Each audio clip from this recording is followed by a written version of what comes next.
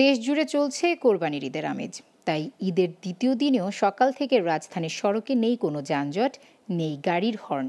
যেন এক নীরব শহর ঢাকা। তাই পরিবার নিয়ে বিভিন্ন স্থানে ঘুরে বেড়াচ্ছেন রাজধানীবাসী। আর যানজট না থাকায় বেশ স্বস্তি প্রকাশ করেন তারা। রাজধানীর বিভিন্ন সড়ক ঘুরে মহিউদ্দিন শিবলির ক্যামেরায় আরও জানাচ্ছেন আলাউদ্দিন আল আজাদ। এ যেন চেনা রাজধানীর এক অচেনা রূপ। কোরবানির ঈদের পরদিন সকাল থেকেই যানজটের এ নগরীতে নেই তেমন কোনো যানবাহন। বিভিন্ন সড়কে দেখা যায় কিছু রিকশা, অটোরিকশা আর সামান্য কিছু প্রাইভেট কার। অথচ ঈদের আগের দিনও যানজটে বিভিন্ন রাস্তায় আটকে থাকতে হয়েছিল ঘন্টার পর ঘন্টা। সেই দৃশ্য পাল্টে যায় ঈদের দিন থেকে। দ্বিতীয় দিন চালকরা জানালেন, প্রিয়জনদের সাথে ঈদ করতে বাড়ি ছুটে গেছে রাজধানীর শ্রমজীবী আর কর্মজীবীরা। তাই ফাঁকা হয়ে গেছে ঢাকা। ঢাকা শহর পাকা, প্যাসেঞ্জার নাই, আমরা চলতে ফিরতে আমরা খুব কষ্ট হয়ে যাবে বাবা।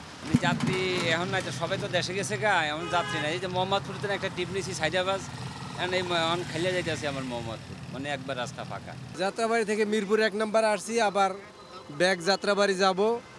এই রোড ফাঁকা আছে, গাড়ি চালাইতে মোটামুটি আরাম আছে, এই যাত্রী কম, এই যাত্রী আর কি নাই তেমন। এই ফাঁকা ঢাকায় অনেকে ঘুরতে বের হন পরিবার পরিজন নিয়ে। সড়কে যানজট না থাকায় আর লোকজন কমে যাওয়ায় স্বস্তি প্রকাশ করেন তারা। আজকে গাড়ি চালাইতে ঢাকা শহরের মধ্যে ফ্রিলি গাড়ি চালানো যাচ্ছে, মন খুলে গাড়িটা চালাইতে পারতেছি, যদিও যানজটের শহর। আজকে যেহেতু ঈদের পরে দ্বিতীয় দিন, তো রাস্তাঘাট মোটামুটি ফাঁকাই, এবং আজকে যেহেতু মেঘাচ্ছন্নই, গরমও কম, মোটামুটি ভালোই লাগতেছে আর কি। নারীর টানে বাড়ি গিয়েছেন রাজধানীর অধিকাংশ মানুষ। সেই সুবাদে ঢাকা শহর এখন পুরোটাই ফাঁকা। ফাঁকা শহরে যেন এক প্রশান্তির ছোঁয়া। আলাউদ্দিন আল আজাদ, গ্লোবাল টেলিভিশন, ঢাকা।